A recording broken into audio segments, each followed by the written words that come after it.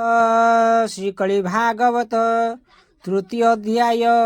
नमस्ते सत्यनारायण कमला देवींकर मन सकार शक्ति बोली कही तकार तम गुण नाही नाकार महाशून्य कही राकार रात्र दिन नाही यकार संसारे तू एक णकार आध्यात्मिक लेख सर्वमिहीण पूर्ण ब्रह्म नमस्ते सत्यनारायण एक ही ब्रह्म थिले होई खेल रे दुई बोली कही भागे कह श्री भागे हरि ए सूत्रे भागवत करी हरि भागटी जे होई परम पुंस भाग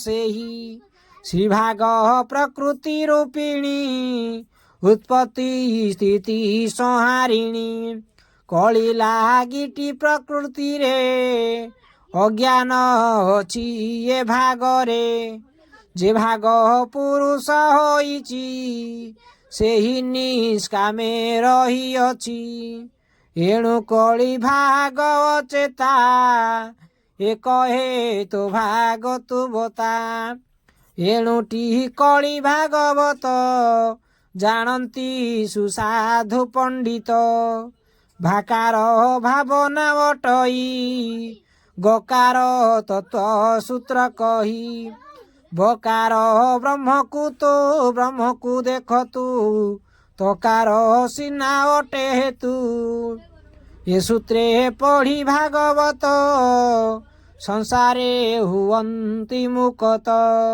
भागवत चतुराक्षर पढ़िय ज्ञान हेला दूर देह को भागवत कही बसिअछंती भावग्राही प्रथम द्वितीय पादरे तृतीय रहिछि गुह्ୟରେ कटिरे चतुर्थ रहिछि नाभिरे पंचम गच्छति षष्ठ रहिछि हृदୟରେ सप्तम अष्टम बाहुरे नवम कंठरे रहिछि मुखे दशम विराजुछि नेत्रे एकादश देख द्वादश रहिछि मस्तक तुहि साक्षाते 12 स्कंद तुम्भे परम मुहि जीव नमो परम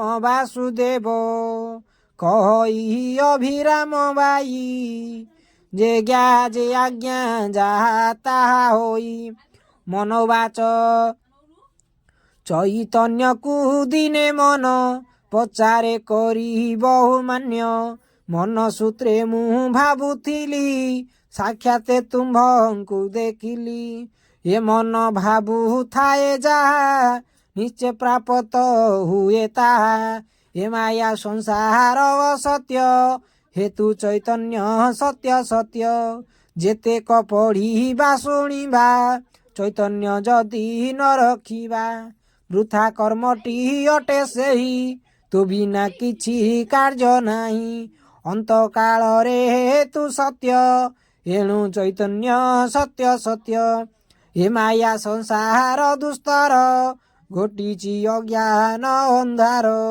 दुख को सुख को सतमणि माया रे मजिछंती प्राणी उपाय थिले कह मते प्राणी ये तरिबे जे मन्ते मोरे सुदया जदि तोर कह तु भकत शेखर श्री चैतन्य वाच कहन्ति चैतन्य चंद्र शुणतु मन नृप इंद्र एकई ब्रह्म आद्य थिला खेल रे बेनी खंड हेला आदि अनादि बेनी खंड एकते सृजिले ब्रह्मांड जे खंड होइले अनादि ସେହି ନିର୍ଗୁଣ ଦୟାନିଧି। ଯେ ଖଣ୍ଡ ଆଦି ବୋଲି ଜାଣ ତିନି ଧରିଣ ହେଲା ଗୁଣ। ରଜଗୁଣକୁ ଧରେ ଯେବେ ଉତ୍ପତ୍ତି କରିପାରେ ତେବେ। ସତଗୁଣକୁ ଧରି ସେହି ସଂସାର ସ୍ଥିତି କରୁଥାଇ। ଯଦି ଧରଇ ତମ ଗୁଣ ତେବେ କରଇ ସଂହାରଣ। ସତର ଯତମଏ ତିନି ଏ ସର୍ବମାୟା ବୋଲି ଜାଣି। ଉତ୍ପତ୍ତି ସ୍ଥିତି ସଂହାରଣ ଏ ତିନି କର୍ତ୍ତା ଆଦି ଜାଣ। ଏ ସୂତ୍ରେ ହରେ କୃଷ୍ଣ ରାମ ଆଦି ଅଙ୍ଗୁ ହେଲେ ଜନମ। ସତଗୁଣରୁ ବିଷ୍ଣୁ ଜନ୍ମ ରଜରୁ ବ୍ରହ୍ମା ଉତପନ୍ନ। ତମରୁ ହର ହେଲେ ଜାତ ଏକଟି ତିନି ରୂପ ମାତ୍ର। ଏକଇ ବିଷ୍ଣୁ ତ୍ରୟ ଦେବା ଏପରି ଆଦିଙ୍କୁ ଜାଣିବା। ଯେ ଖଣ୍ଡ ନାହାଦି ନିର୍ଗୁଣ ନିର୍ଲକ୍ଷ୍ୟ ନିଷ୍କାମ ସେ ଜାଣ। ନିର୍ଗୁଣ ହୋଇ ଗୁଣବନ୍ତ ହୋଇଲେ ପ୍ରଭୁ ଆଦିକାନ୍ତ। ଉର୍ଣ୍ଣନାଭର ପରିହରି ଖେଳନ୍ତି ଆଦି ଶକ୍ତି ଧରି। ଗୁଣଟି ଉର୍ଣ୍ଣ ନାଭ ସୁତା ତାପରେ ନିର୍ଗୁଣ ଦେବତା। ଖେଳ ସାରିଣ ଚଳିଯିବେ ଗୁଣଟି ନିର୍ଗୁଣେ ମିଶିବେ। ଗୁଣକୁ ଛାଡ଼ି ଯିବେ ଉଡ଼ି ତୁଚ୍ଛା ଘରଟି ଥିବ ପଡ଼ି। ଯେ ଗୁଣ ସେହିଟି ନିର୍ଗୁଣ ଏଣୁଟି ସତ୍ୟ ନାରାୟଣ। ସେହିଟି ଗୁଣ ନାରାୟଣ ସେହି ନିର୍ଗୁଣ ନାରାୟଣ। ସେହିଟି ସତ ନାରାୟଣ ସେହିଟି ରଜ ନାରାୟଣ। ସେହିଟି ତମ ନାରାୟଣ ସେହି ନିର୍ଗୁଣ ସେହି ଗୁଣ। ସେହିଟି ଦୁଃଖ ନାରାୟଣ ସେହିଟି ସୁଖ ନାରାୟଣ। ସେହିଟି ଚୋର ନାରାୟଣ ସେହିଟି ସାଧୁ ନାରାୟଣ। ସେହିଟି ଭୟ ନାରାୟଣ ସେହି ନିର୍ଭୟ ନାରାୟଣ। ସେହି ଅସତ୍ୟ ନାରାୟଣ ସେହିଟି ସତ୍ୟ ନାରାୟଣ। ସେହିଟି ଖଣ୍ଟ ନାରାୟଣ ସେହି କୁଟିଳ ନାରାୟଣ। ସେ ଅହଙ୍କାର ନାରାୟଣ ସେହି ଲମ୍ପଟ ନାରାୟଣ। ସେହି ଗୁମାନ ନାରାୟଣ ସେହି ସୁମତି ନାରାୟଣ।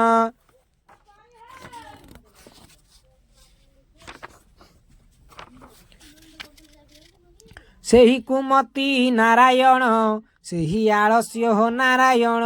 ସେହି ଦୁର୍ମତି ନାରାୟଣ ସେହିଟି ବିଘ୍ନ ନାରାୟଣ।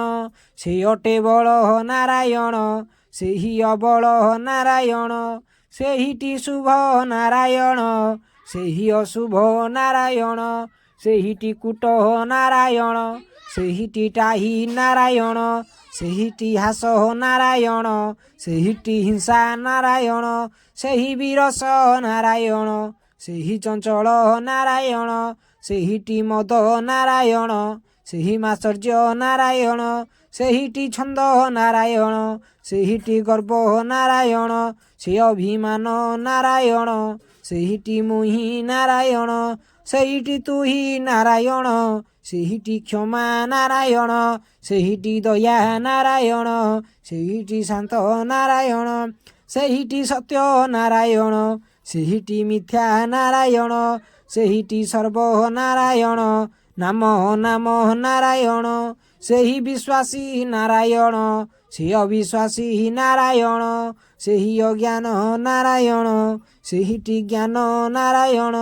ନାରାୟଣ ଛଡ଼ା କୀର୍ତ୍ତନ ଖୋଜିଲେ ନାହିଁ ତ୍ରିଭୁବନ। ଉଡ଼ା ବୁଡ଼ା ଚଳ ନିଶ୍ଚଳ ନାରାୟଣଙ୍କ ସର୍ବଖେଳ। ପରଜା ହୁଅନ୍ତି କୋଟିଏ ନରେଶ ହୁଅନ୍ତି ଗୋଟିଏ। ରାଜା ପରଜା ଖେଳ ଖେଳି ଖେଳ ସାରିଣ ବନମାଳି। ଘଟ ଛାଡ଼ିଣ ଉଡ଼ି ଯାନ୍ତି କାହାରି ସଙ୍ଗରେ ନଥାନ୍ତି। ନୁହନ୍ତି ସତ ନାରାୟଣ ନୁହନ୍ତି ମିଛ ନାରାୟଣ। ସତ୍ୟ ମିଥ୍ୟାକୁ ଛାଡ଼ି ଯାନ୍ତି ନିର୍ଲକ୍ଷ୍ୟ ନିଷ୍କାମେ ରହନ୍ତି। ଶୁଣନ୍ତୁ ମନ ନର ରାଣ ସର୍ବ କୌତୁକୀ ନାରାୟଣ। କହଇ ମନ କର ଯୋଡ଼ି ଚୈତନ୍ୟ ଚନ୍ଦ୍ର ପାଦେ ପଡ଼ି।